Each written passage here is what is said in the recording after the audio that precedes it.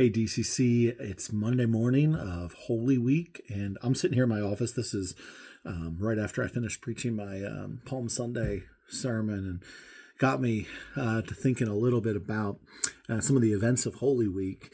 And I liken it to this. Have you ever started cleaning a room or doing dishes and then realized how much there really was to clean up, or how many dishes there really were?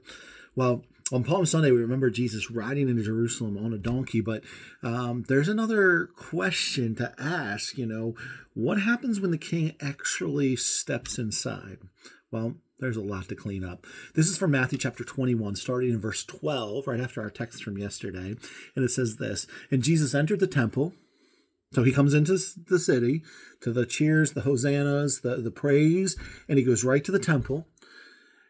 "And he drove out all who sold and bought in the temple. He overturned the tables of the money changers and the seats of those who sold pigeons. He said to them, 'It is written, my house shall be called a house of prayer, but you make it a den of robbers.'"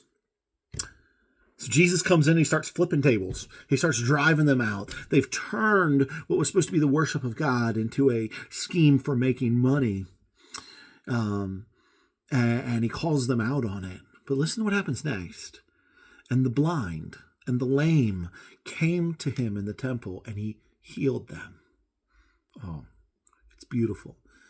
This is the ministry of Jesus. He is comforting the afflicted and afflicting the comfortable over and over again. But when the chief priests and the scribes saw the wonderful things he did, and the children crying out in the temple, "Hosanna to the Son of David," they joined in.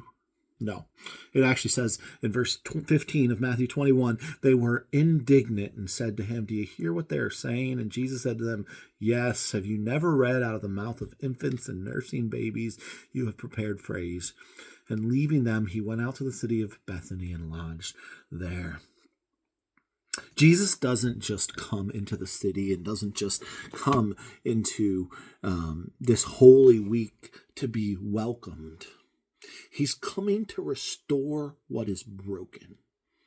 And he's going to do that in two big ways, right? He's going to confront those who are misusing and abusing the name of God, bearing his name in horrible ways to oppress his people. And he's also going to reach out and love and touch and restore what is broken. Jesus doesn't just come to be welcomed. He comes to restore what is broken.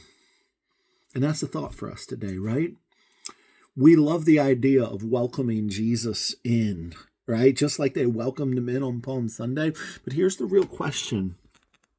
Are we going to be so thrilled with him being there once he starts to rearrange things? Once he starts to call out what is unhealthy and toxic, once he starts to restore what is broken. So the real question today is, where have I grown comfortable with things that Jesus would rather confront?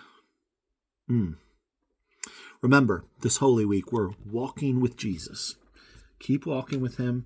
Keep walking with him. Keep walking with him. I'll see you tomorrow.